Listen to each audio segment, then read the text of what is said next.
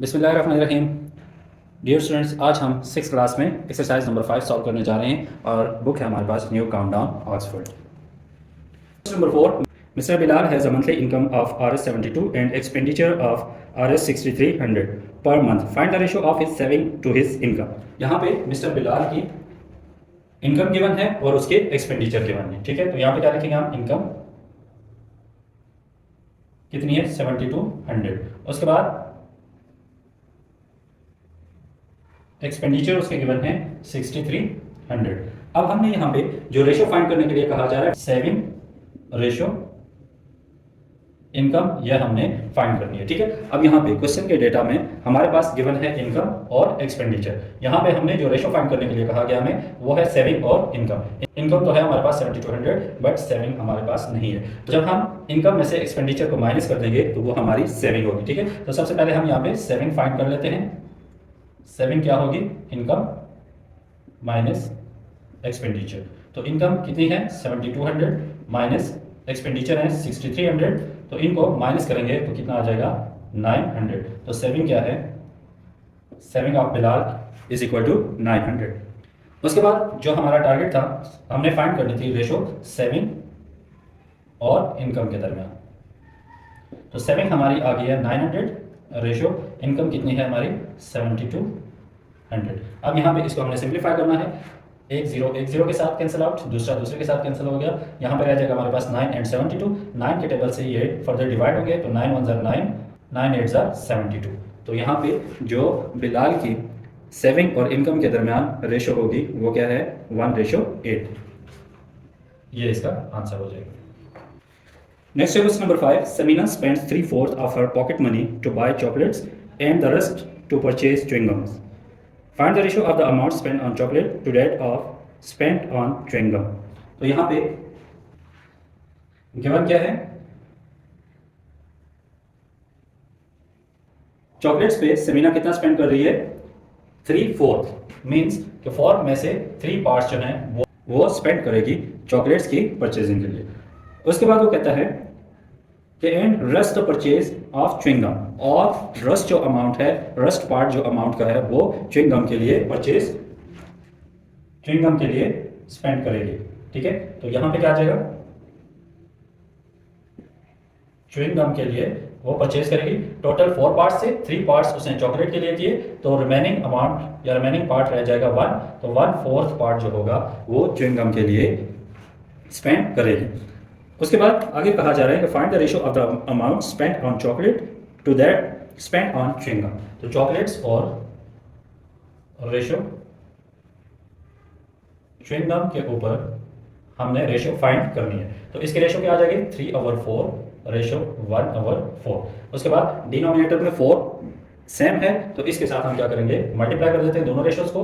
तो यहाँ पे आ जाएगा 3/4 multiply by 4 ratio 1/4 multiply by 4।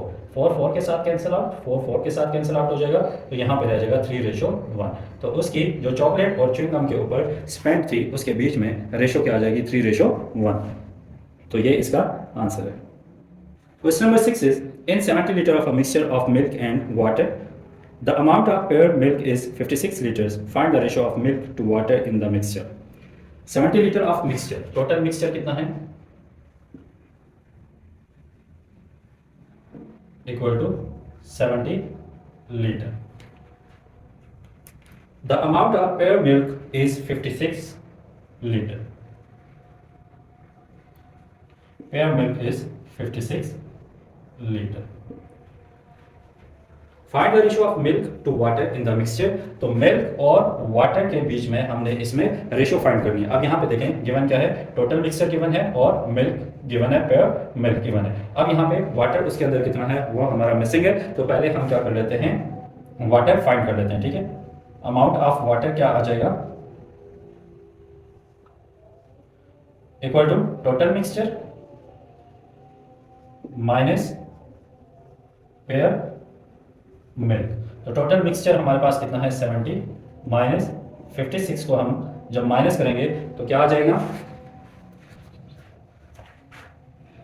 14 litre. तो हमारे पास अमाउंट ऑफ वाटर जो है वो कितनी आ गई?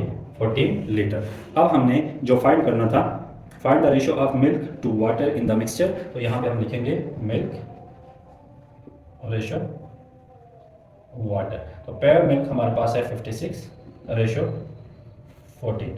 यहाँ पे इसको अब हम सिंप्लीफाई करेंगे, तो सिंप्लीफिकेशन में हम इसको 2 से डिवाइड कर सकते हैं। 2 से डिवाइड करेंगे तो ये आ जाएगा 28 और 2 7 14, 2 7 14। उसके बाद 7 के टेबल से इसको हम फर्दर डिवाइड कर सकते हैं। 7 4 28 और 7 1 7।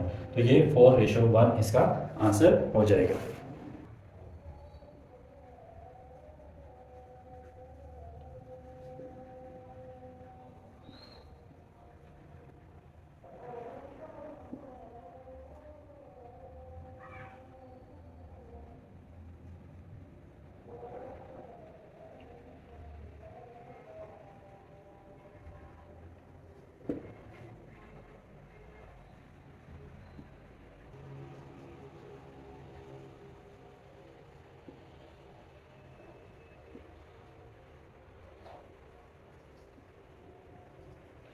Question number 7 is Ahmed earns Rs 5400 in a month and spend Rs 4500.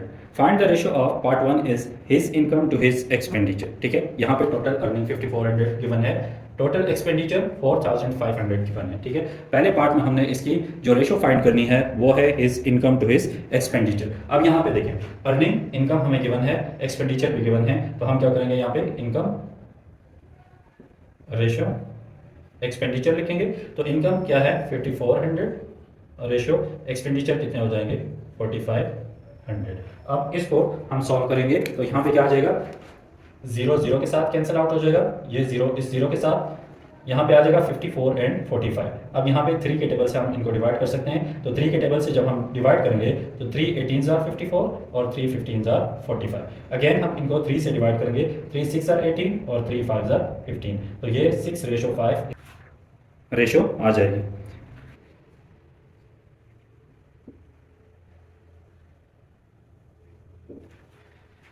इसका पार्ट नंबर 2 है इनकम और सेविंग के दरमियान हमने रेशियो फाइंड करनी है। ठीक है, अब यहाँ पे जो इनकम है वो तो हमें गिवन है 5400, सेविंग अगेन हमारे पास मिसिंग है। तो जब हम इसमें से सेविंग फाइंड करेंगे तो सेविंग क्या हो जाएगा, इनकम माइनस एक्सपेंडिचर।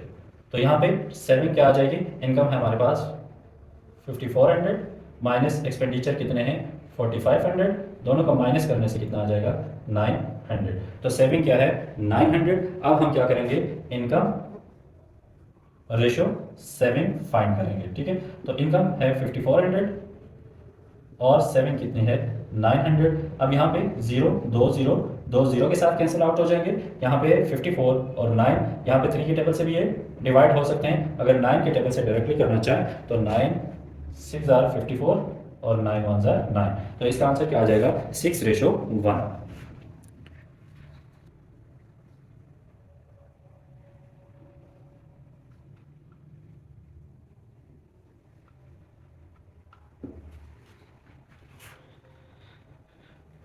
उसके बाद तीसरा पार्ट है इसका, जिसमें हमने फाइंड करनी है ratio between expenditure and saving. तो यहाँ पे एक्सपेंडिचर हमारे पास कितने हैं 4500 और सेविंग कितनी है जो हमने यहाँ पे फाइंड की थी 900। अब इसको हम सॉल्व करेंगे तो यहाँ पे क्या होगा, 2 0 के साथ कैंसिल आउट हो जाएंगे और 45 और 9 है, 9 5 45 और 9 1 9। तो 5:1 इसका आंसर हो जाएगा। तो ये थे आज की वीडियो के हमारे क्वेश्चंस। उम्मीद है कि आपको समझ आ गए होंगे। अगर कोई भी क्वेश्चन आप समझना चाहते हैं, कोई एक्सरसाइज सॉल्व करवाना चाहते हैं, आप मुझे कमेंट सेक्शन में बता सकते हैं। अपना क्वेश्चन या अपनी एक्सरसाइज हाईलाइट कर दीजिएगा, उसकी वीडियो आपको अपलोड मिल जाएगी। Thank you.